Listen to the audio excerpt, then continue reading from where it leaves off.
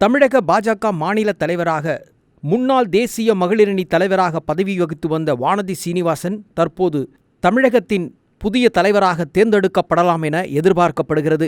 இதற்கான அறிவிப்பு எந்த நேரத்திலும் வெளியிடப்படலாம் என்பதான எதிர்நோக்குகள் பாரதிய ஜனதா கட்சியின் மாநில தலைமை அலுவலகமான கமலாலயத்தில் எதிர்பார்க்கப்பட்டு நிற்கிறது. அந்த வகையில் கட்சியின் தலைமை என அவசரமாக அழைப்பு விடுத்ததன் பேரில் பாரதிய ஜனதா கட்சியின் மாநில தலைவரான நைனா நாகேந்திரனும் அந்த கட்சியினுடைய முன்னாள் தேசிய மகளிரணி தலைவராக பதவி வகித்து முன்னாள் சட்டமன்ற உறுப்பினராக பல்வேறு பணிகளை மேற்கொண்டு வந்த வானதி சீனிவாசன் தற்போது தலைநகர் டெல்லிக்கு கட்சியின் தலைமை அலுவலகத்துக்கு அதிரடியாய் அழைக்கப்பட்டிருக்கிறார். கட்சியின் தலைமை அழைத்ததன் பேரில் இப்பொழுது இந்த இரண்டு முக்கிய பிரமுகர்களும் தலைநகர் டெல்லியில் உள்ள கட்சியின் தலைமை அலுவலகத்தில் சங்கமித்திருக்கிறார்கள்.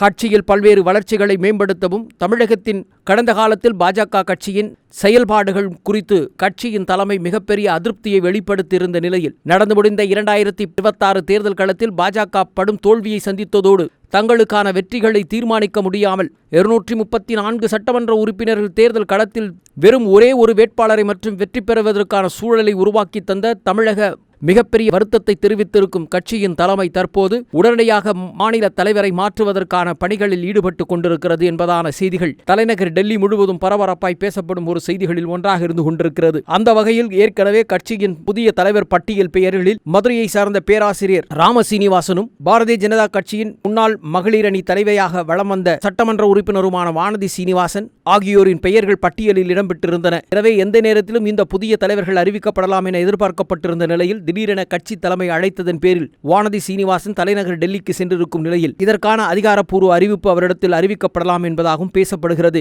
மாநில பொறுப்புகளை வானதி சீனிவாசன் வெகு சிறப்பாக நடத்துவார் என்று தலைமை முடிவு செய்திருப்பதாலும் ஏற்கனவே சட்டமன்ற உறுப்பினராக 2 முறை சட்டமன்றத்தில் இருந்து அதற்கான அனுபவத்தை பெற்றவர் என்பதான கூடுதல் அனுபவமும் வானதி சீனிவாசனுக்கு உள்ளதால் அவரை மாநிலத்தின் தலைவராக ஆக்கலாம் என கட்சியின் தலைமை முடிவு செய்திருப்பதாக நம்பகத்தகுந்த வட்டாரங்கள் தெரிவிக்கின்றன. எந்த நேரத்திலும் இதற்கான அதிகாரப்பூர்வ அறிவிப்பை கட்சியின் மேலிடம் அறிவிக்கக்கூடும் என எதிர்பார்க்கப்படும் நிலையில் கடந்த தேர்தலின் போது அதிமுகவுக்கு சிம்ம சொப்பனமாக நைனா நாகேந்திரன் விளங்குவார். அதன் மூலமாக தேர்தல் களத்தில் பிரதான எதிரியாக இருக்கும் திமுகவை வீழ்த்துவதற்கான யுக்திகளை கையாள்வார் என்பதான பல அடுக்கடுக்கான நம்பிக்கையோடு காத்திருந்தது கட்சியின் தலைமை. ஆனால் நடந்ததோ வேறாக இருந்தது.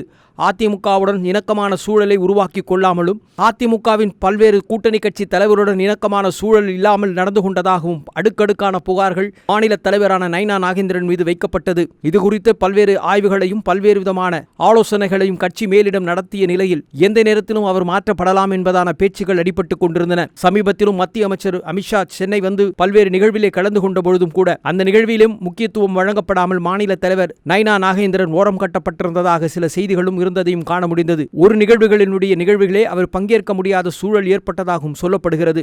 எனவே முழுமையான அதிருப்தியின் மத்தியில் இருக்கும் நைனா நாகேந்திரன் கட்சியின் மாநில தலைவர் பொறுப்பிலிருந்து நீக்கப்பட்டு கட்சியில் வேறு ஏதாவது பொறுப்புகளை வழங்குவதற்கான வாய்ப்பு இருக்கும் என்றும் எதிர்பார்க்கப்படுகிறது. ஆளும் தாவேக அரசினுடைய செயல்பாடுகள் நாளுக்கு நாள் வலுக்கொண்டு போகும் நிலையில் தற்போது ஆளும் அரசுடன் இணக்கமான சூழல் மட்டுமல்லாமல் தேவையான நேரத்தில் ஒரு வலிமையான எதிர்க்கட்சியாய் பாரதிய ஜனதா கட்சி தன்னுடைய செயல்பாட்டை தமிழகத்தில் நிலைநிறுத்த வேண்டும் என்பதில் கட்சியின் மேலிடம் விரும்புவதாகும்.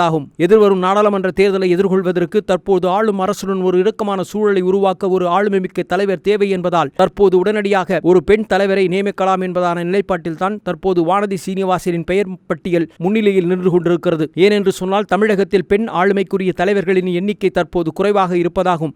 அம்மையார் ஜெயலலிதா காலத்தில் மாநிலத்தில் பல்வேறு விதமான எழுச்சி ஏற்படுத்தும் மகளிர்களின் ஓட்டு வங்கியை தன் வசமாக வைத்திருந்த ஆளுமைமிக்க ஜெயலலிதா போன்றவர்கள் தலைவர்களில் இருந்த நிலையில் கட்சிக்கு ஒரு புதியதாக தலைவரை நியமிக்கலாம் என்று கட்சி தலைமை முடிவு செய்திருப்பதாகவும் சொல்லப்படுகிறது. பெண்களுக்கான முக்கியத்துவத்தை பாஜக அரசு வழங்குவதை நிலைநாட்டும் வகையிலும் தற்போது வானதி சீனிவாசனுக்கு மாநில தலைவர் பதவியை வழங்கி கௌரவிக்கலாம் என்பதான ஆலோசனையில் இருப்பதாகவும் சொல்லப்படுகிறது. ஏற்கனவே பல பிரபலமான நட்சத்திர பட்டாளங்கள் முந்தியடித்துக் கொண்டு பாஜகவில் சென்றவர்களெல்லாம் தற்போது அதிருப்தியின் உச்சத்தில் இருந்து கொண்டு நிற்கும் நிலையில் கட்சியை விட்டு பிரபலங்கள் வெளி செல்லாமல் இருக்கும் அவர்களை கட்டுக்கோப்பாய் கட்சிக்குள் மீண்டும் வைத்துக் கொள்வதற்கான தகுதி வாய்ந்த தலைவர் என்ற பட்டியலோடும் அனைவரோடும் எளிதில் அணுகுகிற ஆளுமைக்குரிய தலைவராக வானதி சீனிவாசன் இருப்பார் என்ற கட்சி கருதுவதால் தற்போது அவரை மாநிலத்தின் தலைவர் பதவியில் கொண்டு வருவதற்கான வேலைகளை ஆயத்தப்படுத்தி வருகிறது. எனவே தலைவராக எந்த நேரத்திலும் அதிகாரப்பூர்வமாக அறிவிக்கப்படலாம் எனவும் எதிர்பார்க்கப்படுகிறது. பாரதிய ஜனதா கட்சி பொறுத்தமட்டில் வருகிற நாடாளுமன்ற தேர்தலை எதிர்கொண்டு பல்வேறு நடவடிக்கைகளை மேற்கொண்டு வரும் நிலையில் குறிப்பாக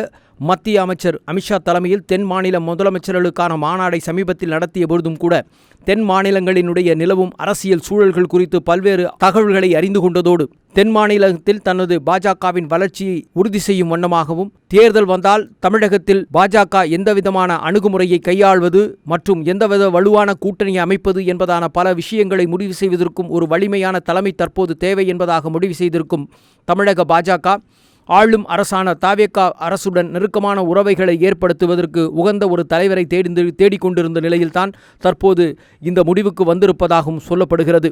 இங்கே பிரதான எதிர்க்கட்சி வரிசையில் அமர்ந்து கொண்டிருக்கும் திமுகவின் அரசியல் செயல்பாடுகளுக்கு தக்க பதிலடி கொடுக்கக்கூடியவராகவும் அதே நேரத்தில் ஆளும் அரசினுடைய செயல்பாடுகளை தனது வலிமையான குரல் மூலமாக மக்கள் மத்தியில் கொண்டு சென்று அதன் மூலமாக தனது கட்சியை வளப்படுத்தும் நோக்குடன் தொலைநோக்கு திட்டங்களை அமுல்படுத்தவும் தற்போது அதற்கான ஆயுத்த வேலைகளில் ஈடுபட்டு கொண்டிருக்கும் கட்சியின் தலைமை தமிழகத்தில் வலுவான தங்களின் நாடாளுமன்ற உறுப்பினர்களை தற்போதே களமமைப்பதற்கான சூழலை உருவாக்க அதற்கு தேடுதல் வேட்டைகளையும் தற்போது களமிறங்கியிருக்கிறது. எனவே கட்சியின் செல்வாக்குமிக்க மக்கள் மத்தியில் நல்பெயர் கொண்ட முகங்கள் யார் என்பதான பட்டியல் தேடும் பணிகளை தற்போதிருந்தே துவங்கியிருப்பதாகவும் சொல்லப்படுகிறது. பல்வேறு மாநிலங்களில் ஆட்சி பொறுப்பை அலங்கரித்துக் கொண்டிருந்தாலும் தென் மாநிலங்களில் தங்களுக்கான வலிமை குறைந்து கொண்டிருப்பதை உணர்ந்திருக்கும் பாரதிய ஜனதா கட்சி தற்போது குறிப்பாக தமிழகம் உள்ளிட்ட பல்வேறு மாநிலங்களில் தங்களின் உரிமையையும் வலிமையும் பறைசாற்றும் விதமாக புதுமுகங்களுக்கான வாய்ப்புகளை அள்ளி தேடிக் கொண்டிருக்கிறது. அது மட்டுமல்லாமல் கட்சியின் நிர்வாகத்தில் பல்வேறு அதிரடி மாற்றங்களை செய்யவும் தேசிய தலைவரான நதீன் நபீன் பல்வேறு விதமான முடிவுகளையும் எடுத்துக் கொண்டிருப்பதையும் காண முடிகிறது. இந்த சூழலில் வானதி சீனிவாசன் தலைவராக தேர்வு செய்யப்பட்டால் கட்சியில் பல்வேறு புதிய மாற்றங்கள் எழக்கூடும் என்பதான நம்பிக்கையோடு காத்திருக்கிறார்கள் கமலாலயத்தின் தாமரை சொந்தங்கள்.